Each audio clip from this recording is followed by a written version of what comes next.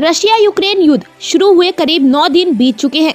बीते कुछ दिनों से यूक्रेन से भारतीयों के लौटने का सिलसिला जारी है। माना जा रहा है कि 20,000 से ज्यादा भारतीय यूक्रेन से वापस आ चुके हैं। इनमें से अधिकतर संख्या छात्रों की है और वह यूक्रेन में MBBS की पढ़ाई करने गए थे। रशिया यूक्रेन युद्ध के बीच MBBS के छात्रों को वापस भारत लाने के अलावा सरकार के पास दूसरा कोई विकल्प नहीं था। कांग्रेस केंद्र व राज्य सरकार पर भारतीयों की देर से वापसी पर सवाल खड़े कर रही थी। इसके साथ ही कई अन्य गंभीर आरोप भी लगा रही है। वहीं राज्यसभा सांसद नरेश बंसल ने कहा कि केंद्र सरकार हर भारतीय की सुरक्षित वापसी को लेकर गंभीर है। यूक्रेन से वापसी की प्रक्रिया लगातार जारी है। कांग्रेस हर समय हर बात से राजनीति करती है।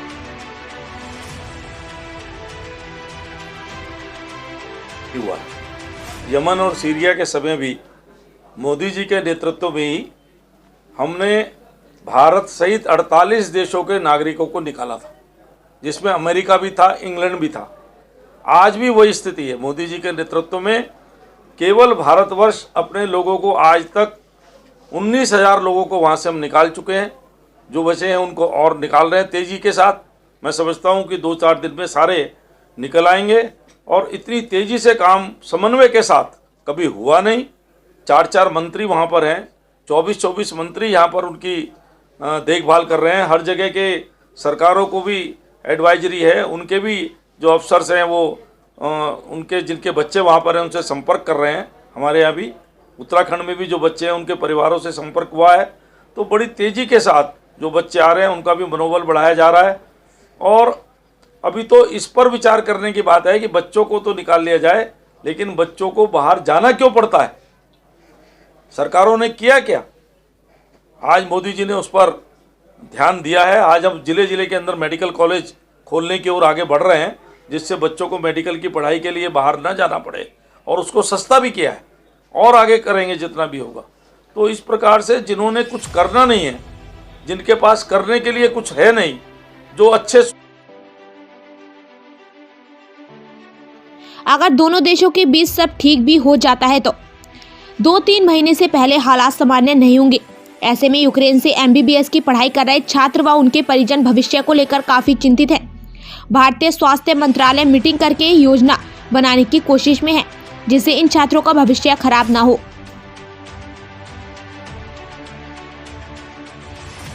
कांग्रेस को चुनाव आयोग पर विश्वास नहीं, कांग्रेस को जनता पर विश्वास नहीं, कांग्रेस को संविधान पर विश्वास नहीं, कांग्रेस को कोर्ट पर विश्वास नहीं, कांग्रेस को किसी पर विश्वास नहीं। यहाँ तक कि जिनको उन्होंने टिकट दिया उन पर भी विश्वास नहीं।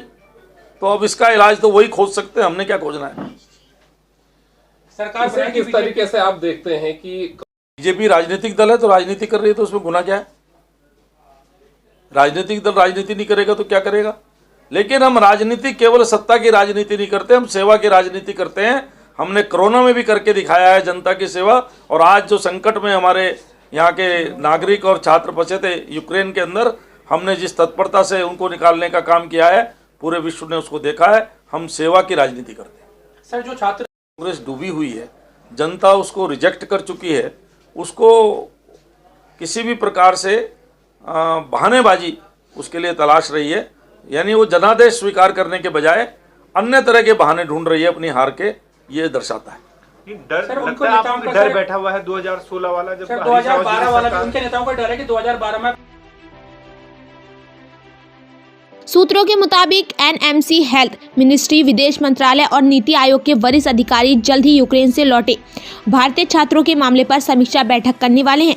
मानवीय आधार और मौजूदा हालात में संवेदनशीलता दिखे कुछ विकल्प तलाशे जा रहे हैं।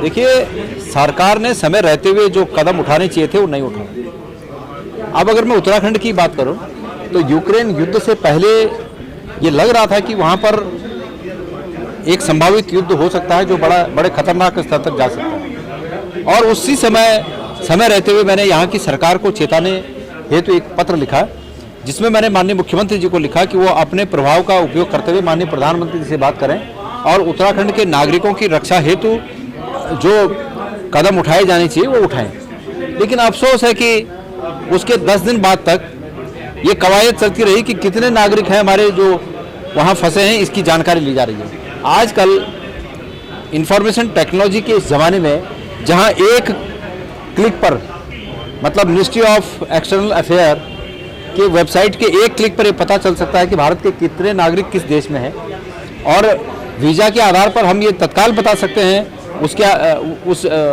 साइट पे जाके कि भारत के उन नागरिकों में से कितने किस स्टेट के हैं। ऐसे में सरकार बोल रही है कि हम LI के माध्यम से पता कर रहे हैं कि हमारे कितने नागरिक वहाँ हैं। कितना हास्यास्पद लगता है। इसका सीधा सीधा मतलब यह है कि माननीय मुख्यमंत्री जी ने कोई स्टडी नहीं की, माननीय मुख्यमंत्री जी ने कोई चिंता नहीं की। वो सिर्फ आप ही लोगों से मुझे पता चला कि चुनाव के बाद भी आकर खनन के पट्टे धारकों को फ़ोन करते रहे कि भाई जो छूट गए वो भी आ जाओ, खनन के पट्टे ले लो। वो खनन के पट्टे बेचने में मशगूल रहे और अंततः इसका खामियाजा हमारे नागरिकों को झेलना पड़ा, चाहे वो भारत के किसी भी राज्य के हों। लेकिन ये सरकारों का कर्तव्य था कि सरकारों को समय रहते हुए अपने नागरिकों की चिंता करनी चाहिए और उन्हें समय रहते हुए वापस लाने की पुरजोर व्यवस्था करनी चाहिए।